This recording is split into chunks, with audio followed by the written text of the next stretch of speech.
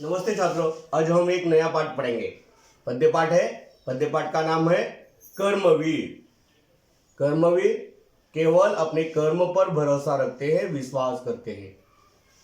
उनके लिए कोई भी काम कठिन नहीं होता। वे काम से कभी जी नहीं चुराते।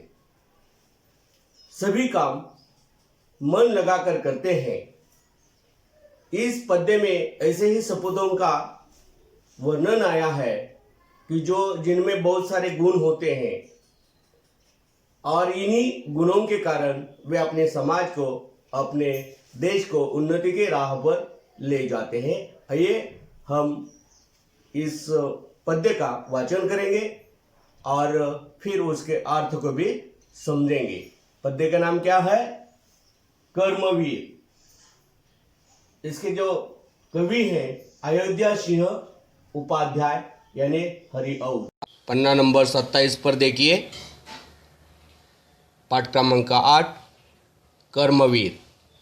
कवि अयोध्या सिंह उपाध्याय यानी हरिऔध। कवि परिचय। कवि अयोध्या सिंह उपाध्याय का जन्म 1835 आजमगढ़ उत्तर प्रदेश में हुआ। उनकी मृत्यु 1947 आजमगढ़ उत्तर प्रदेश में हुई। परिचय। खड़ी बोली हिंदी साहित्य के विकास में हरिऔध जी की भूमिका नींव के पत्थर के समान है। भाषा पर आपको अद्भुत अधिकार प्राप्त था। आपकी रचनाओं में संस्कृत के तत्सम फारसी उर्दू शब्दों का प्रयोग बहुत ही आकर्षक है। उन्होंने लिखी हुई प्रमुख कृतियाँ वैदेही वनवास, प्रिय प्रवास ये महाकाव्य, ठाठ, अधखिला फूल ये उपन्यास, रुक्मणी परिणय, विजय व्यायोग आदि नाटक। प्रस्तुत प्रेरक कविता में हरिऔध जी ने बताया है कि सपूतों में कौन कौन से गुण होते हैं। इन गुणों से संपन्न कर्मवीर ही देश और समाज को उन्नति के मार्ग पर ले जाते हैं। आइए हम पहले इस पद्य का वाचन करेंगे, फिर उसका अर्थ भी समझ लेंगे। देखकर जो विघ्न बाधाओं को घबराते नहीं, रह भरोसे भाग्य के दुख भोग पछताते नहीं। काम कितना ही कठिन हो किंतु उकताते नहीं, भीड़ में चंचल बने जो वीर दिखलाते नहीं। मानते जी की हैं, सुनते हैं सदा सबकी कही, जो मदद करते हैं अपनी इस जगत में आप ही। भूलकर वे दूसरे का मुँह कभी ताकते नहीं, कौन सा काम है वे कर जिसे सकते नहीं। जो कभी अपने समय को यो बिताते हैं नहीं, काम करने की जगह बातें बनाते हैं नहीं।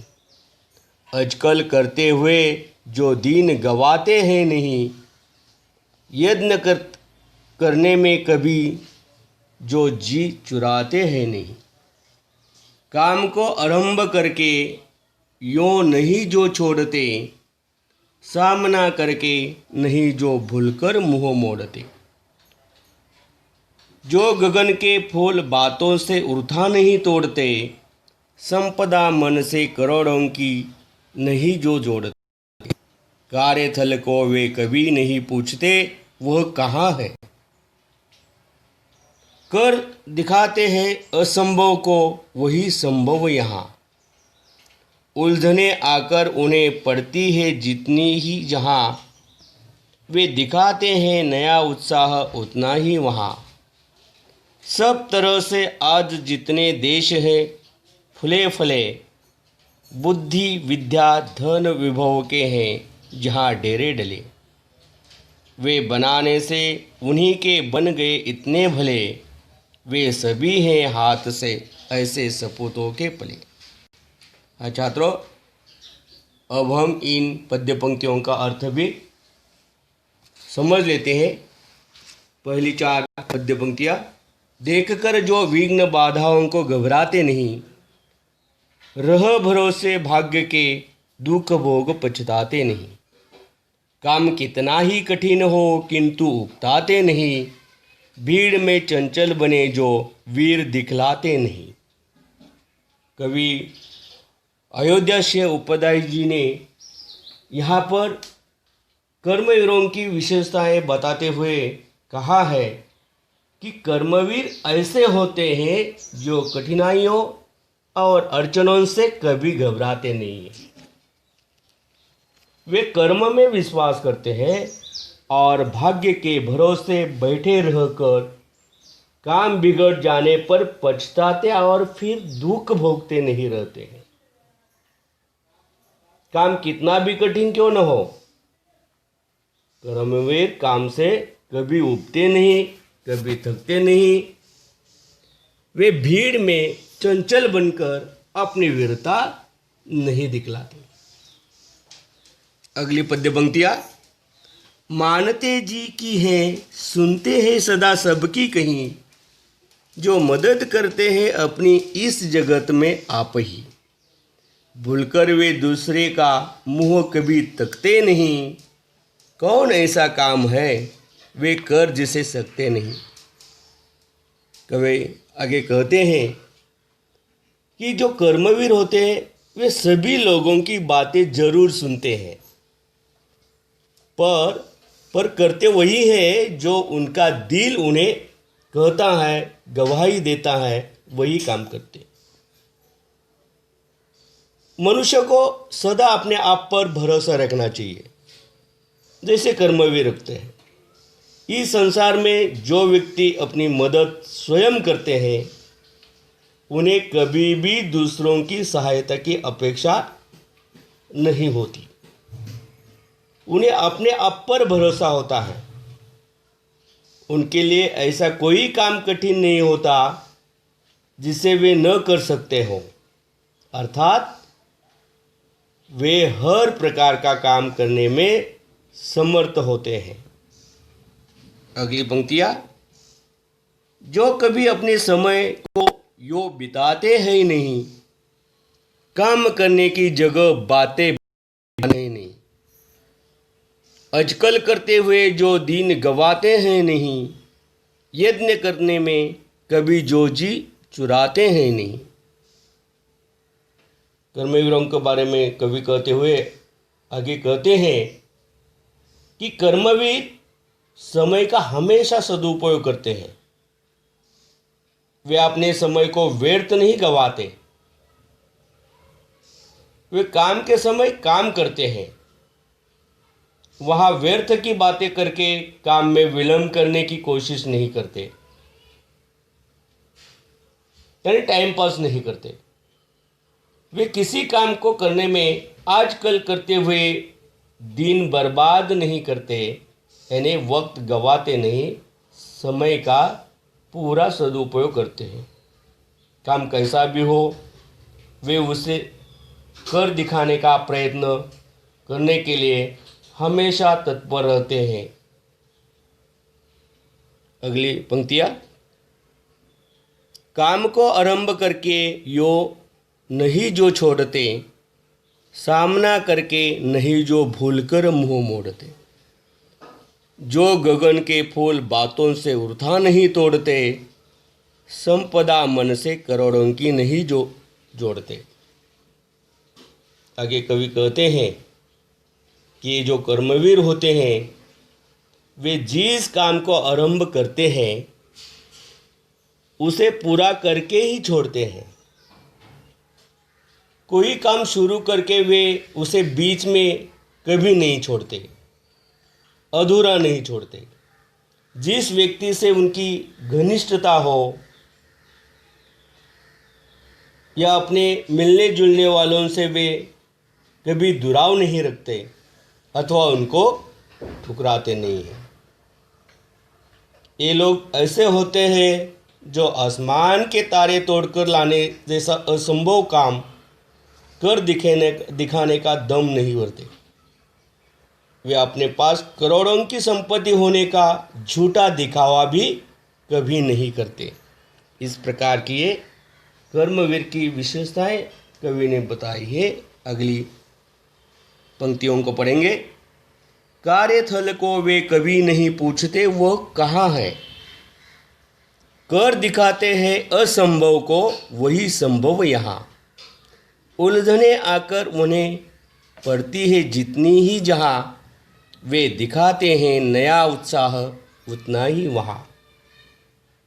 कर्मवीर यानी सपूत ये बात कभी नहीं पूछते कि उनको किस स्थान पर कार्य करना है, कहाँ कार्य करना है, उनका कार्यस्थल कहाँ है। कवि कहते हैं कि ऐसे लोग ही असंभव कार्य को संभव कर डालते हैं। वे कठिनाइयों से कभी डरते नहीं, कठिनाइयों से सामना करते हैं, लड़ते हैं। उनके काम में जितनी अधिक उलझनें आती हैं वे उसे पूरा करने के लिए उतने अधिक उत्साह से अपने काम में लग जाते हैं, काम को आगे बढ़ाने में जुटे रहते हैं। अंत की 4 पंक्तियाँ, इस 4 पंक्तियों को ठीक से सुनिए। आपको इस 4 पंक्तियों का भावार्थ भी पाठ के अंत में लिखना है। सब तरह से आज जितने देश हैं फूले फले, बुद्धि विद्या धन विभव के हैं जहाँ डेरे डले। वे बनाने से उन्हीं के बन गए इतने भले, वे सभी हैं हाथ से ऐसे सपूतों के पले। अंत की इन पद्य पंक्तियों में कवि कहते हैं कि आज संसार में जितने भी देश हर दृष्टि से विकसित हुए हैं, उन्नति पर है, और उन देशों में बुद्धि विद्या धन विभव यानी वैभव का भंडार भरा हुआ है। वे सभी देश इन कर्मवीरों के श्रम के कारण ही इतने ऊंचाई पर पहुंच गए हैं। उन्होंने अपने देश को समाज को इतना संपन्न बनाया है। वे सभी देश इन कर्मवीर सपूतों के परिश्रम के बल पर ही समृद्ध बने हुए हैं। हाँ छात्रों, अब हम इस पद्य में आए कुछ नए शब्द तथा उनका अर्थ समझ लेंगे। देखिए, विघ्न बाधा यानी अड़चन कठिनाई,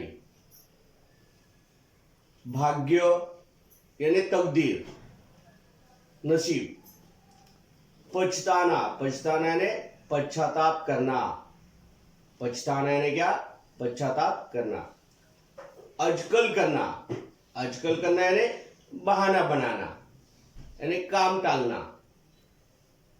गंवाना गंवाना यानी बर्बाद करना नष्ट करना, गंवाना यानी क्या, बर्बाद करना नष्ट करना, मुंह मोड़ना, मुंह मोड़ना यानी इनकार करना, मुंह मोड़ना यानी क्या, इनकार करना, असंभव असंभव यानी जो संभव न होने वाला, संभव न होने वाला असंभव, फूलना फलना यानी विकास करना विकास होना, फूलना फलना यानी विकास करना विकास होना, उलझन उलझन यानी चिंता कठिनाई या समस्या, उलझन यानी चिंता कठिनाई या समस्या, सपूत सपूत यानी सुपुत्र, कुल का नाम बढ़ाने वाला, कुल का नाम रोशन करने वाला, उसको कहा जाता है सपूत या सुपुत्र। छात्रों, हमें थोड़ा स्वाध्याय भी करना है। देखिए, यहाँ पर एक संजाल पूर्ण कीजिए, यानी जो आकृति दी है ये आकृति अपने साफ सुथरे अक्षरों में पूर्ण करनी है।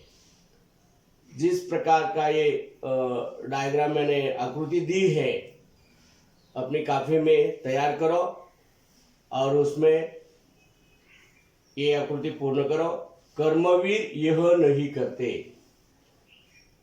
कर्मवीर पाठ में अपने कर्मवीरों की जो विशेषताएं हैं, जो गुण हैं, वे पढ़े हैं, वे क्या करते हैं और क्या नहीं करते हैं, ये 4 बातें यहाँ लिखनी है जो कर्मवीर नहीं करते।